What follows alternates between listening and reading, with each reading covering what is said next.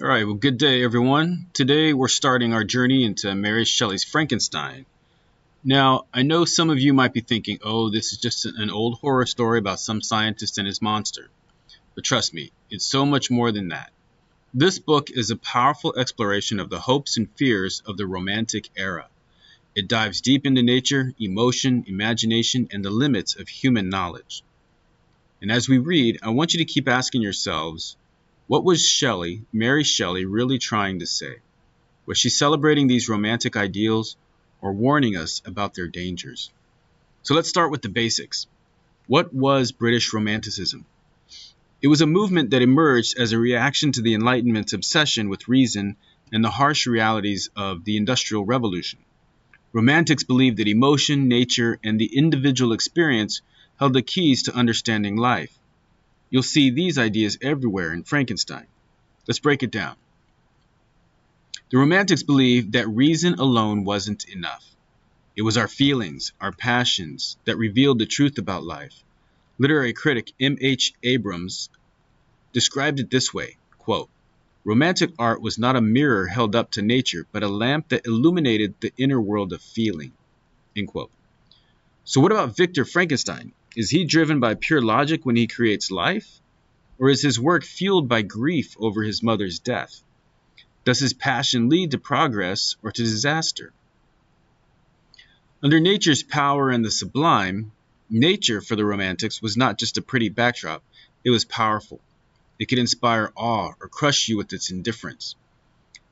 Critic Edmund Burke wrote that the sublime is what we feel when, quote, "everything that is vast, infinite, or obscure impresses upon the mind a sense of power and our own vulnerability," end quote. Think about it.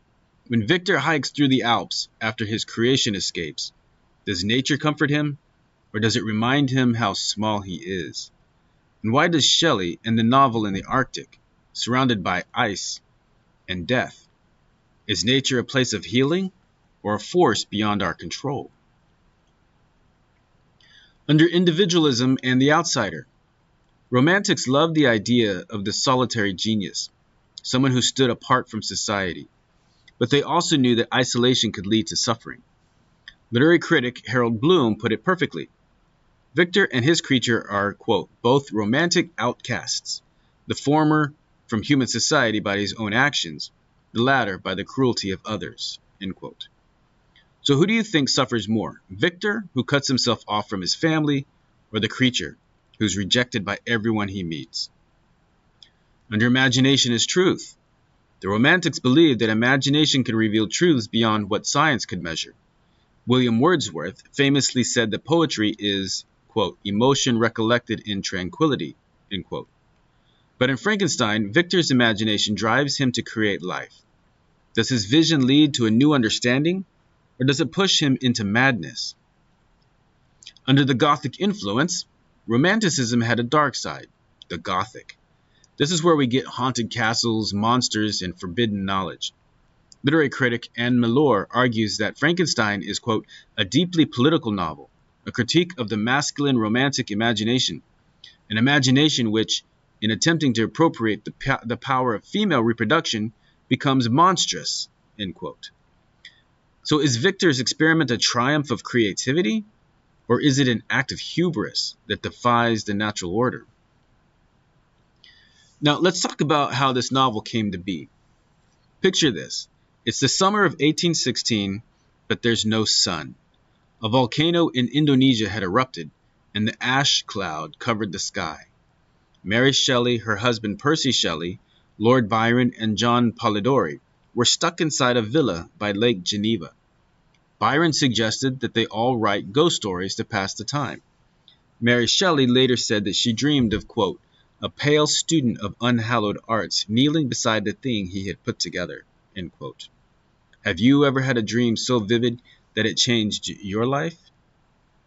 Now, the novel begins with Captain Robert Walton's letters to his sister, Margaret Saville, a framing device that immediately establishes one of Mary Shelley's most powerful themes, the dangerous pursuit of knowledge and the isolation it brings.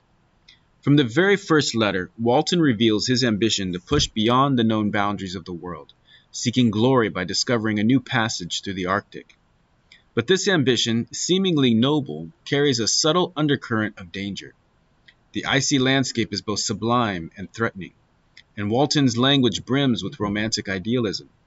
Yet it foreshadows the ruinous journey that Victor Frankenstein will later recount. Literary critic David Puntner emphasizes that these opening letters, quote, situate Frankenstein's narrative as a warning within the context of romantic exploration and imperial ambition, end quote.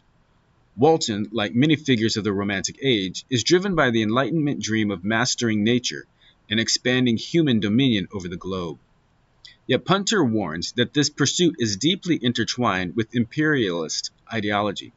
The desire to conquer new frontiers reflects Britain's imperialist expansion during the 19th century.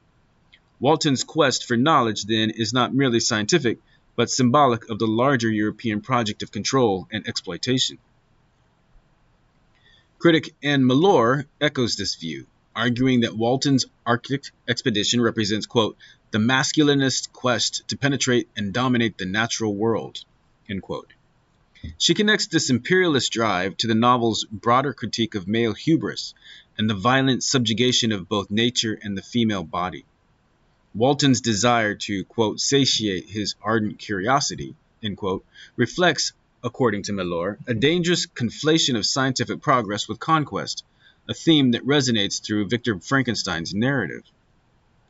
So we must ask, is Walton a daring hero, or is he just another version of Victor, driven by the same destructive thirst for power?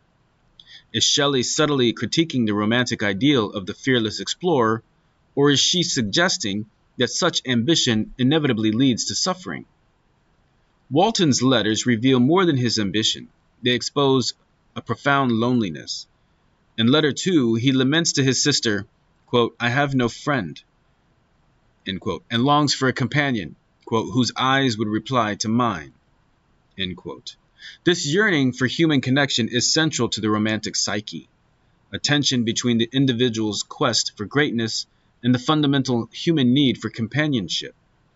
Mallour insightfully observes that Walton's loneliness embodies a core romantic conflict, quote, the desire for personal transcendence and the equally strong desire for human community, end quote.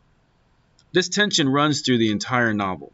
Victor isolates himself in his scientific pursuit, while the creature, though born in isolation, desperately seeks human companionship.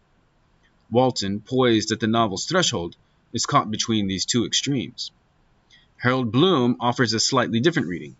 He sees Walton's loneliness as reflective of the, quote, Promethean archetype, the romantic overreacher who sacrifices human bonds for the pursuit of knowledge, end quote. Bloom suggests that Walton's desire for a friend is less about companionship and more about finding a mirror, someone who will reflect and validate his own ambition. This, Bloom argues, is why Walton is so drawn to Victor Frankenstein when he rescues him from the ice. When Walton encounters Victor Frankenstein, half dead and pursuing his creature across the desolate Arctic landscape, the parallel between these characters becomes unmistakable. Victor is what Walton might become, a man ruined by his obsessive quest. This moment is pivotal, for it forces us to consider whether Walton will heed Victor's tale as a warning or follow him into destruction. Harold Bloom argues that Walton recognizes himself in Victor. Quote, the relationship between Walton and Victor is that of the initiate and the adept. Walton listens, fascinated because he sees in Victor's downfall his own possible future, end quote.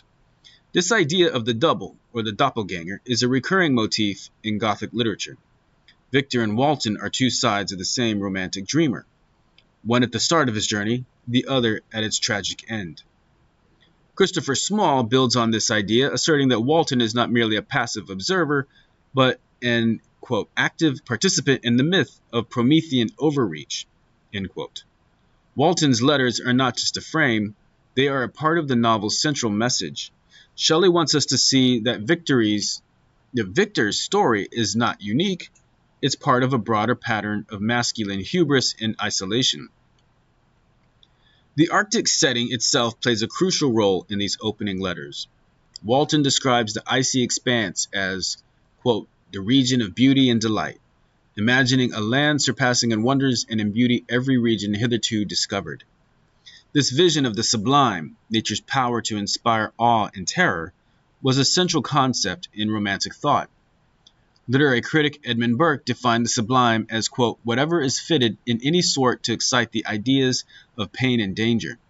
It is productive of the strongest emotion which the mind is capable of feeling, end quote. Walton's Arctic, like the Alps that Victor later visits, is both magnificent and deadly. It symbolizes the romantic belief that true knowledge and beauty lie beyond the boundaries of human comfort, but at great personal risk. Literary critic Anne Mallour suggests that the Arctic represents, quote, the ultimate romantic landscape, sublime, untouched by civilization, but also deadly to those who would master it, end quote. Thus, the ice becomes a metaphor for Walton's ambition, a dazzling frontier that could either lead to glory or entomb him in frozen isolation. Finally, we are left with an unresolved question. Will Walton learn from Victor's suffering, or will he repeat the same mistakes? Shelley masterfully leaves his fate uncertain, forcing readers to confront their own attitudes toward ambition and progress.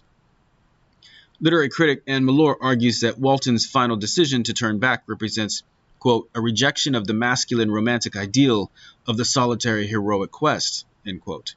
Yet Harold Bloom sees Walton's retreat as ambiguous, more a failure of nerve than a triumph of wisdom.